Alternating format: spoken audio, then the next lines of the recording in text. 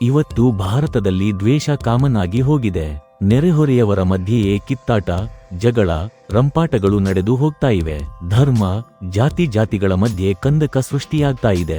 ಕೋಮು ಸಾಮರಸ್ಯದ ಚರ್ಚೆಯನ್ನು ಕೆಲವರು ಕೇವಲ ರಾಜಕೀಯ ತಂತ್ರಕ್ಕೆ ಬಳಸಿಕೊಳ್ತಾ ಇದ್ದಾರೆ. ಆದರೆ ಭಾರತೀಯ ಮುಸ್ಲಿಮರಿಗೆ ಸಹಬಾಳ್ವೆಯು ಕೇವಲ ರಾಜಕೀಯ ಆಯ್ಕೆ ಅಲ್ಲ, ತಂತ್ರವೂ ಅಲ್ಲ. ಇದು ಕುರಾನ್ ಮತ್ತು ಇಸ್ಲಾಮಿನ ಮೂಲಪಾಠಗಳಲ್ಲಿ ಬೇರೂರಿರುವ ಧಾರ್ಮಿಕ ಬಾಧ್ಯತೆ.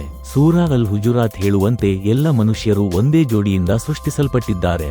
ಬುಡಕಟ್ಟುಗಳು, ರಾಷ್ಟ್ರಗಳು, ಕಟ್ಟುಪಾಡುಗಳು, ಜಾತಿ, ಧರ್ಮಗಳು ಒಬ್ಬರನ್ನೊಬ್ಬರು ತಿಳಿದುಕೊಳ್ಳಲು ಮಾತ್ರ. ಆದ್ರೆ ಒಬ್ಬರನ್ನೊಬ್ಬರು ಹೆದರಿಸಲು ಅಲ್ಲ, ಒಬ್ಬರನ್ನೊಬ್ಬರನ್ನು ದ್ವೇಷಿಸಲು ಅಲ್ಲ. ವೈವಿಧ್ಯತೆ ದೇವರ ವಿನ್ಯಾಸ, ಸಂಘರ್ಷಕ್ಕೆ ಕಾರಣವಲ್ಲ, ಸಾಮಸ್ಯಕ್ಕಾಗಿ ಆದೇಶ ಎನ್ನಲಾಗುತ್ತಿದೆ. ಪ್ರವಾದಿ ಮುಹಮ್ಮದ್ ಕೂಡ ಜಗತ್ತಿಗೆ ಇಂಥದ್ದೇ ಸಂದೇಶ ಸಾರಿದ್ರು.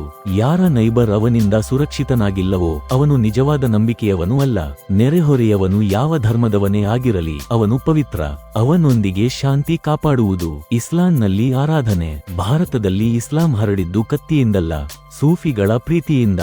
ಅವರ ತತ್ವ ಸೂಲ್ಹೇಕುಲ್, ಸಾರ್ವತ್ರಿಕ ಶಾಂತಿ. ಇಂದು ಹೊರಗಿನಿಂದ ಬಂದ ವಿಭಜಕ ಸಿದ್ಧಾಂತಗಳು ನಮ್ಮ ಸಂಸ್ಕೃತಿಯನ್ನೇ ಬೇರೂರಲು ಯತ್ನಿಸುತ್ತಿವೆ. ಆದರೆ ಕುರಾನ್ ಹೇಳುತ್ತದೆ, ಉತ್ತಮದೊಂದಿಗೆ ಕೆಟ್ಟದ್ದನ್ನು ಹಿಮ್ಮೆಟ್ಟಿಸಿರಿ ಅಂತ. ಭಾರತೀಯ ಮುಸ್ಲಿಮರಿಗೆ ಇಂದು ಒಂದು ಅವಕಾಶ ಇದೆ.